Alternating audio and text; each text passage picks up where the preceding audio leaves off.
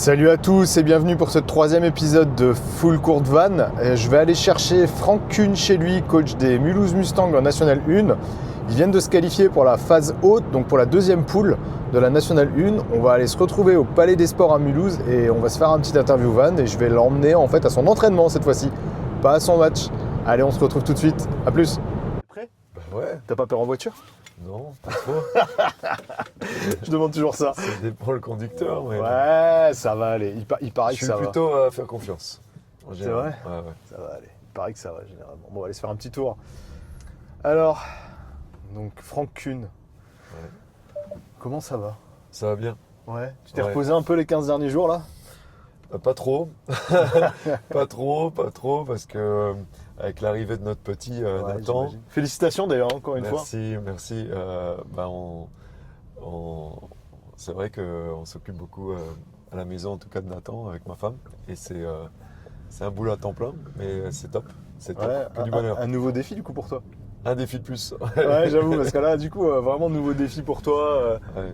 Ça va de nouveau être quelque chose. C'est une belle expérience. Moi, j'ai un petit garçon aussi, et c'est une super expérience. Mais c'est chronophage. Ah ben tu sais là, c'est chronophage, par contre c'est fatigant, Ouais. mais en même temps le vrai paradoxe c'est que tu as l'impression qu'on te met de la nitroglycérine dans le réservoir, tu vois, j'ai du gaz comme j'en ai jamais eu, quoi, c'est exceptionnel, ça c'est top.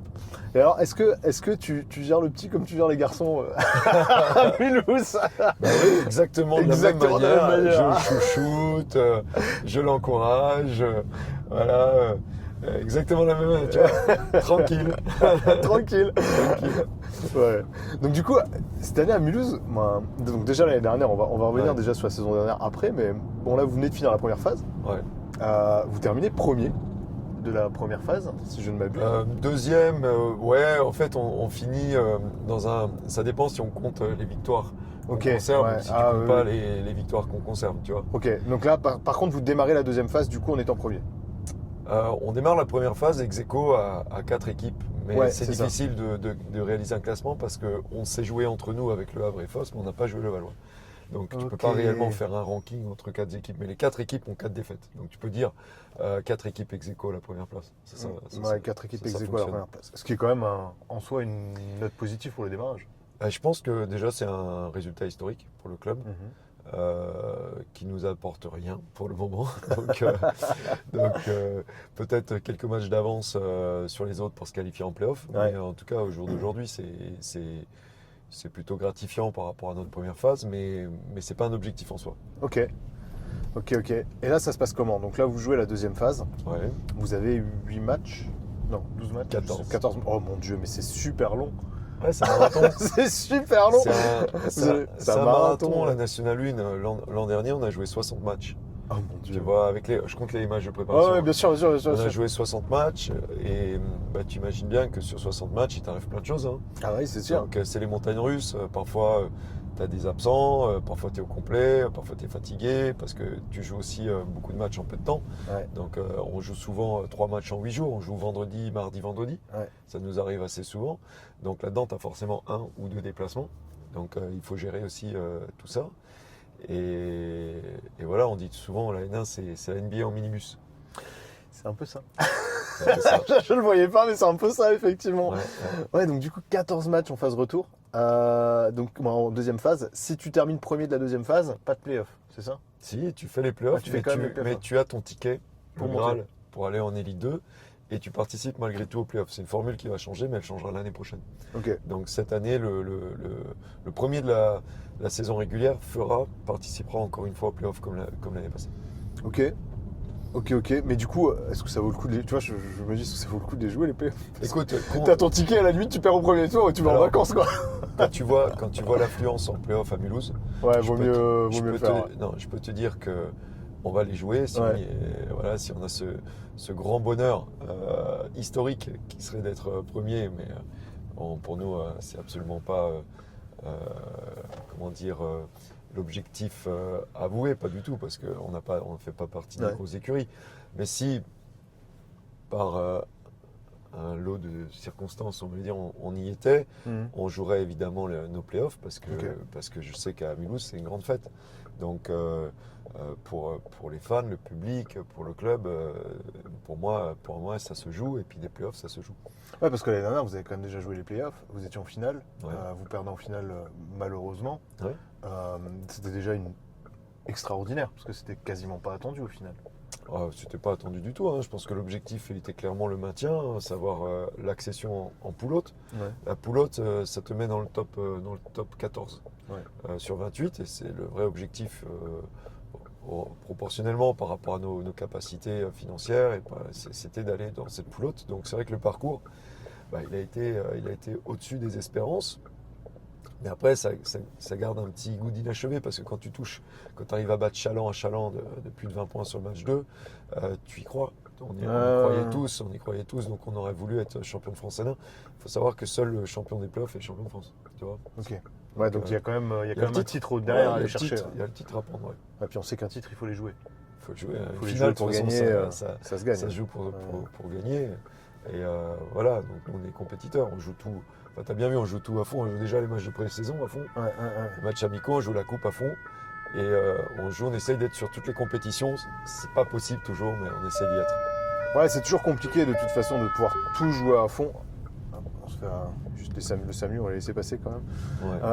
C'est toujours compliqué quand même de jouer toutes les compétitions à fond, surtout quand tu vois le nombre de matchs que tu as. Moi, tu me disais 60 matchs. Moi, je trouve ça énorme en fait. Alors, pour les organismes. Ce qui est certain, c'est qu'on a 26 matchs en première phase, 14 en deuxième phase. Donc, tu as déjà un bunch de 40 matchs. Ouais. Tu fais généralement entre 7 et 10 matchs de prépa. En comptant, allez, on va dire 7-8 matchs de prépa plus la coupe de 3 matchs. Ouais. Donc, c'est sûr que tu as 50 matchs. Et après, les playoffs, ça peut t'en faire effectivement 9 de plus. Ouais, ça va super vite en fait. Ouais. Et aujourd'hui, comment vivent les joueurs, comment ils vivent en fait ça? Parce que j'ai l'impression qu'un joueur de N1, il joue en N1 parce qu'il aime la N1. Tu vois ce que je veux dire? Et tu vois, il n'a pas forcément. Parce que tu as des joueurs, à Marius Chambre par exemple, qui pourraient, à mon sens, après je peux me tromper, moi c'est un point de vue extérieur, c'est toi le coach, mais tu vois, il pourrait aller jouer en Elite 2. Alors il aurait peut-être moins de temps de jeu, il aurait peut-être moins de responsabilités, mais il pourrait. Est-ce que justement ce rythme-là de jouer 40, 50 matchs par saison, d'avoir des responsabilités, est-ce que c'est pas des joueurs, tu vois, vraiment stampés N1 quoi? Ouais, non, je pense pas, parce qu'en NBA, ils jouent plus de matchs que nous. Ouais. Ils sont estampillés NBA. Ouais. Tu vois, donc je pense qu'aussi les joueurs qui sont chez nous, ils visent à terme l'Elite 2. Ouais. Pour eux, c'est un step. Si on peut passer le step ensemble à Mulhouse, ça sera bingo pour tout le monde. Mais on a des joueurs, effectivement, que tu vois au niveau au-dessus. Ils iront à un moment donné au niveau au-dessus. On a déjà eu des garçons l'an dernier. On avait Fabio Milanese, il est parti en Pro B et ça lui réussit plutôt bien. Donc voilà, moi j'ai pas de souci du tout avec ça. Ce que j'aimerais, c'est que le club de Mulhouse retrouve l'Elite 2 parce qu'à mon avis, c'est là où on doit être. Ouais, bien sûr. Bien sûr, Mulhouse a quand même été historiquement très longtemps un club professionnel. Ouais. Il y a quand même une histoire derrière, etc. Donc ça serait bien que Mulhouse puisse retrouver ce niveau-là. Et puis c'est pas qu'un club, c'est un département aussi. Il y a du basket partout. Tu vois, il y a le Sungo, les clubs d'Ilfurt. Moi, à l'époque, j'ai joué à Zilisheim. Ouais, tu vois, il y a du basket à Zilisheim. Il y a le Nord Mulhouse avec Riedisheim, il y a Egisheim. Il y a tous ces clubs. Il y a du basket ici, clairement. Il y a Karlsbad, tu sais, il y a des filles. Voilà, il y a Colmar qui bouge en ce moment. Non, dans le Haut-Rhin, c'est un territoire de basket. Et il y a aussi des gens qui aiment voir du basket. Hein. Le taux de remplissage sur les matchs importants à Mulhouse, il est incroyable. Hein. Dès qu'on arrive sur les matchs clés, on aurait besoin d'une salle encore plus grande. Donc il y a une passion. Je suis impatient de le voir ça, parce que nous on commente les matchs et on discute beaucoup avec votre organisation du coup. Et l'organisation nous dit, en fait, vous vous rendez pas compte le nombre de personnes qu'il y a sur les lives quand vous commentez, etc. Parce que nous on le voit pas, tu sais, nous on est là, on fait notre boulot, puis on aime ça, tu vois, donc on est ultra passionné par rapport à ça. Ouais. Et en fait, on se rend pas compte, mais il y a énormément de personnes qui regardent vos lives, il y a énormément de personnes dans la salle. Ouais. Moi, j'ai toujours cette impression quand on commente, parce qu'en plus, on est sur le poste. Ouais, tu sais, un peu. Puis la salle est grande. Hein. Ouais, la salle est grande. T'as toujours l'impression qu'il y a personne, entre guillemets. Et quand tu leur demandes, ils te disent, ah bah si, on était 900, on était 1000, on était 1500, on était 2000. Et tu dis, ah ok, d'accord. C'est vrai que c'est super impressionnant. Après, on a un public de connaisseurs, et puis on a un public exigeant. Donc c'est vrai qu'à Mulhouse, tu peux pas être dans les derniers de la classe. Hein. Ouais. Les gens, ils ont envie de voir une équipe qui gagne. voilà, ils veulent s'identifier à une équipe qui gagne. Et nous, on essaie d'avoir cette culture de la gagne pour que les gens ils aiment venir au palais, pour qu'on ait des victoires, pour qu'on ait une fête tous ensemble à la fin du match. Ouais, moi, je trouve extraordinaire cette communion qu'il y a avec l'équipe public, et le Bah, COP. tu le vois à la fin, de toute façon, c'est Ouais, à la fin des d'ailleurs, matchs. on a un COP qui est de plus en plus nombreux. Hein. Ils ont des nouvelles adhésions. Ils sont là. Ils se déplacent aussi. Ils viennent nous supporter. Non, franchement, et puis tous ces jeunes, il y a énormément de gamins, énormément de familles. Et on voit que c'est un sport qui est populaire, mais qui est aussi un sport familial. Moi, j'adore parce que tous les gamins qui viennent nous voir après les matchs, on sent que voilà, là-dedans, il va y avoir des futurs basketteurs. Ah oui, puis ils sont. Alors, moi, je l'ai vécu avec toi. Je me rappelle sur un interview que je t'ai interviewé en fin de match. Ouais. Et t'as les deux petits jeunes qui sont venus pour te faire signer leur porte-clés. Mais j'ai trouvé ça absolument génial. Tu vois, je me suis dit, Franck Kuhn, coach de National 1. Ouais. Moi, t'as des gamins qui viennent te voir pour te faire signer des porte-clés. Moi, j'ai trouvé ça fou. Hein, je te dis honnêtement. c'est Et puis, c'est génial. passionné. Tu vois, les gamins, ils te regardaient avec des yeux. Ils avaient les étoiles dans les yeux et tout. J'ai trouvé ça fou. Ouais, en fait. ils ont leur chouchou, ils viennent, ils ont leur joueur vedette. Voilà, on est une ville, c'est quand même une. Voilà, Mulhouse, c'est pas une petite ville. Oui, bien sûr. C'est quand même une ville moyenne avec une agglo. Et c'est vrai que on reste, même si on est aujourd'hui entre guillemets que en National 1, on reste la vitrine aujourd'hui sur le Haut-Rhin. Ouais. Donc les jeunes qui voient du basket sur les réseaux sociaux, et qui ont la chance de venir au match, s'identifient et ils sont contents d'être là, ils voient du spectacle, ça leur plaît. Et donc nous on joue ce jeu avec grand plaisir, quoi. Ouais, vous êtes ultra dispo, même les joueurs et tout.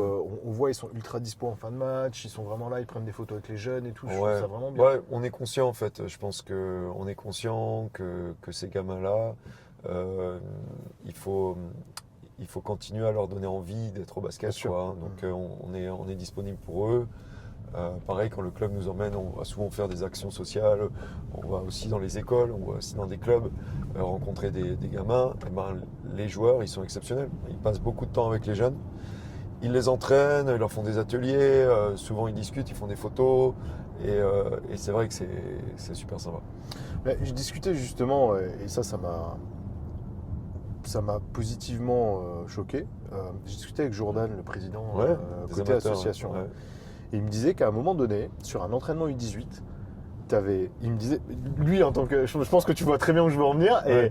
et c'était il n'y a pas si longtemps que ça, je crois que c'était pour vos détections, vos repérages, etc. Et il me disait en fait, tu avais Nicolas Lang, Franck Kuhn, un joueur de Mulhouse, alors je ne sais plus lequel c'était qui était présent, et lui, et il me disait en fait, tu te rends compte qu'un gamin qui vient essayer pour un U18 France, il a la chance d'avoir le meilleur tireur à 3 points, toute compétition confondue en France, donc Nico Lang, qui fait partie de Mulhouse, il a la chance d'avoir le coach de la NM1, il a la chance d'avoir un joueur capé de NM1 qui vienne les voir, quoi.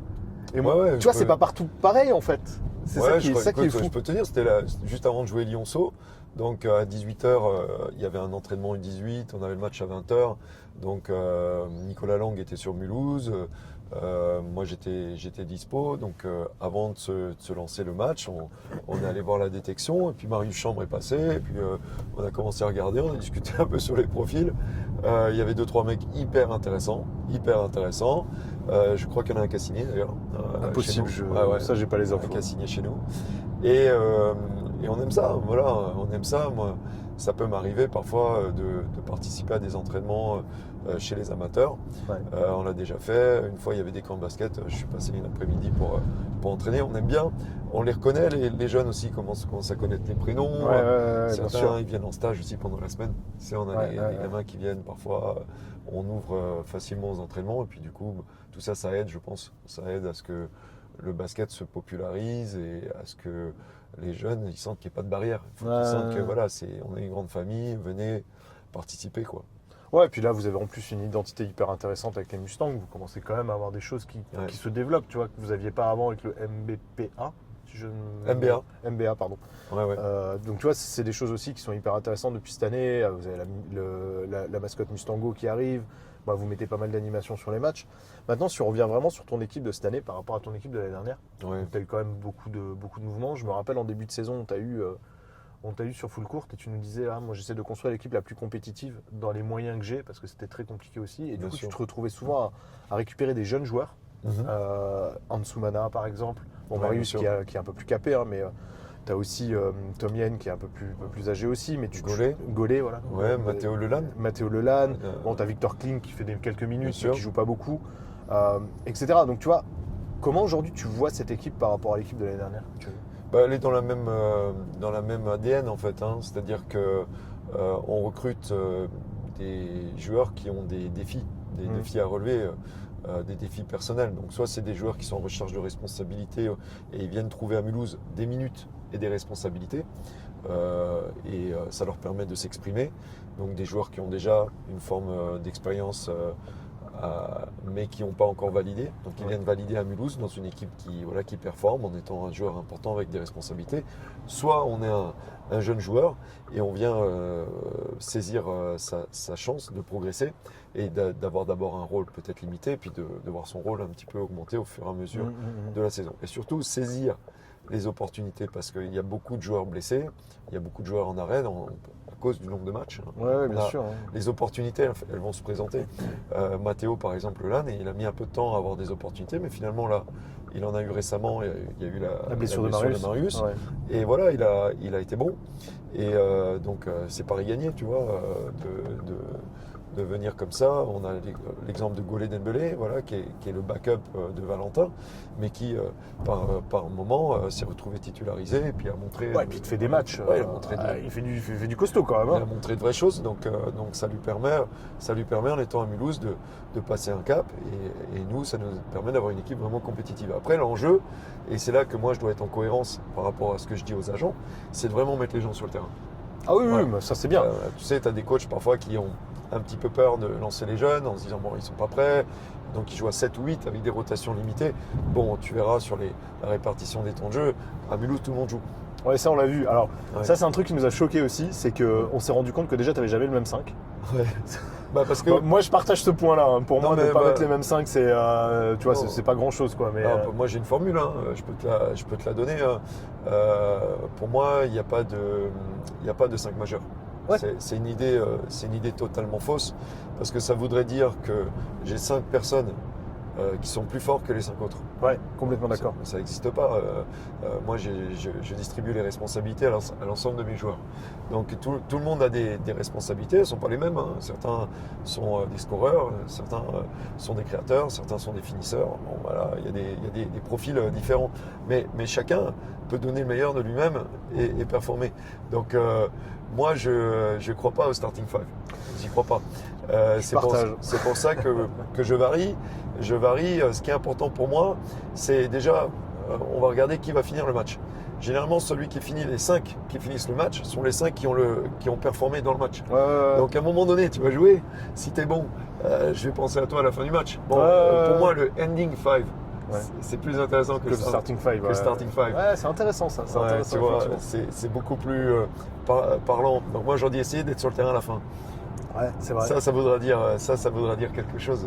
Ouais, parce qu'on vous a vu sur certains matchs, alors manque de maturité peut-être inattention, mais où vous aviez de l'avance. Donc on ne parlera pas pour le moment du match de quart de finale de Coupe de France que vous avez perdu contre Saint-Quentin. Mais d'un autre côté, il y a eu des matchs où vous étiez vraiment devant, vous meniez. Et au final, vous avez laissé les équipes revenir. On l'a vu encore sur votre dernier match où vous mettez 28 points, je crois, sur la première mi-temps et vous en mettez 68 sur la deuxième ou quelque chose comme ça. Donc c'était assez fou. En fait. Tu as raison. Et ce qu'il faut, c'est trouver la capacité ou la constance avec les 10 joueurs. Ouais. Donc aujourd'hui, on a encore des 5 qui fonctionnent un peu moins bien. Ce qu'il faut, c'est corriger pour qu'on puisse être sur du up-tempo et qu'on puisse en même temps être consistant dans la performance pendant 40 minutes. C'est pas encore le cas, donc il y a encore du boulot. C'est qui le joueur le plus fou chez toi? Le crazy player? Ouais. Vraiment le crazy, ouais. Ah, j'en ai quelques-uns quand même. Hein. J'ai quand même des joueurs un peu foufous.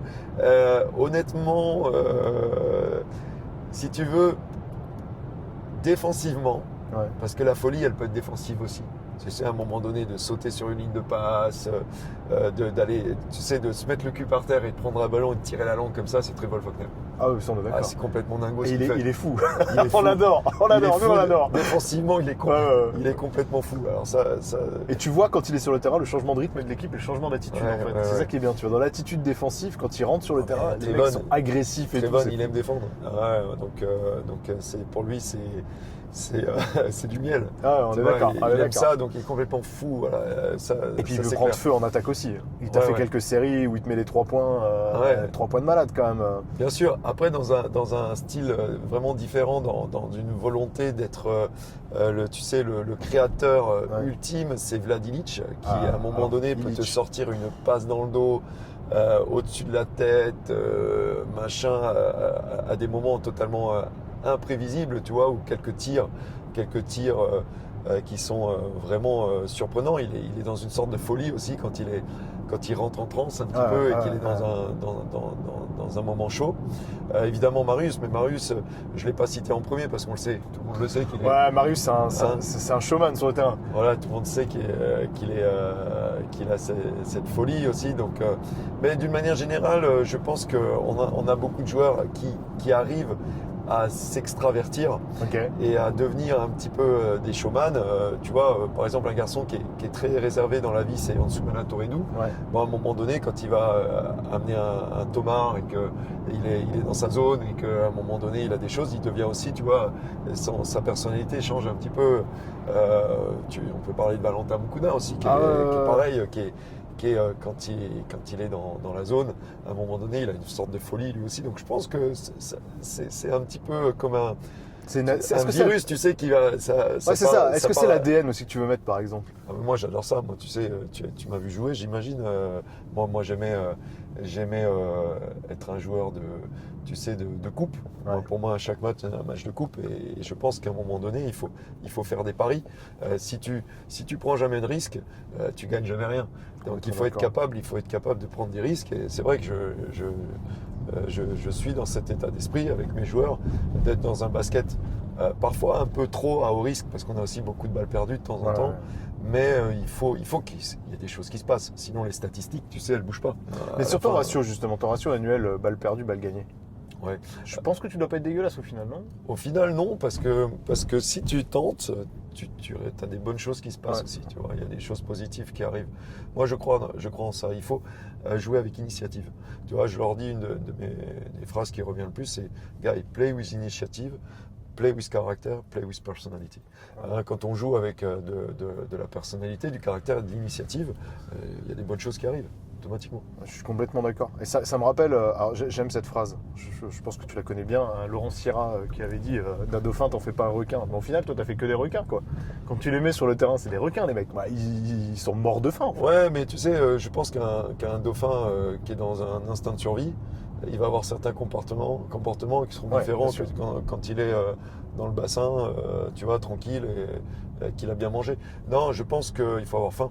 À partir du moment on a tous de l'instinct, on a tous des désirs, on a tous ce qu'il faut, c'est se donner les moyens et croire en ses chances, tu vois, et croire en sa force, croire en soi. Donc moi, ce que j'essaye de faire, j'essaye de leur faire comprendre qu'ils peuvent tous être très bons, ils peuvent tous être extraordinaires, mais c'est sous réserve, bien sûr, il y a des critères. Voilà, si tu remplis tel et tel critère, tu peux réussir. Et j'essaye au quotidien de leur faire comprendre, oui, tu peux, quoi, hein, pour qu'on ait des joueurs qui rentrent sur le terrain avec de la confiance. Ça, c'est très important. J'aimerais bien, alors tu sais que généralement j'aime pas trop focus sur un seul joueur, etc. Mais j'aimerais bien qu'on parle de Marius. Ouais. Parce que Marius, c'est quand même un personnage. Hein. Ouais. À l'extérieur, alors il est adorable, c'est un garçon adorable. Ouais. Pour le peu que je le connais, le peu que je lui ai parlé, c'est vraiment un garçon adorable. Mais sur le terrain, c'est un diable. C'est un diable. En attaque, en défense, dans ses attitudes, dans ce qu'il apporte avec ses coéquipiers, avec tout le monde, c'est fou. Et quand on le voit sur le banc, alors moi, ce qui m'a le plus, entre guillemets, fait rire, parce que je suis pas à ta place, mais c'est quand je le vois sur le banc te courir derrière pour te parler, je trouve ça absolument fou, mais génial, tu vois, je trouve. Le garçon, c'est un diable en fait. Ouais, ça fait partie de l'âme de l'équipe, hein, parce que Marius est comme un poisson dans l'eau à Mulhouse. aujourd'hui, ils correspondent tout à fait à ce qu'on recherche, à savoir un joueur avec de la personnalité, un joueur qui a du talent, un joueur qui a surtout de l'ambition et qui est compétiteur. Et Marius, c'est le compétiteur à l'extrême. Je veux dire, et tu as pas, à un moment donné, on va faire une simple série de tirs en deux équipes. Voilà, il va jouer à mort à la victoire. Donc c'est un compétiteur né. Voilà, et c'est ce qui explique que ça fonctionne à Mulhouse, parce qu'on est tous alignés par rapport à ce type de personnalité. Et Marius, il est, on peut s'identifier. Voilà, les Mustangs. Marius, c'est un Mustang parce que Marius, il a cette mentalité, il a cet ADN et ça fonctionne. J'ai encore une question avant qu'on arrive.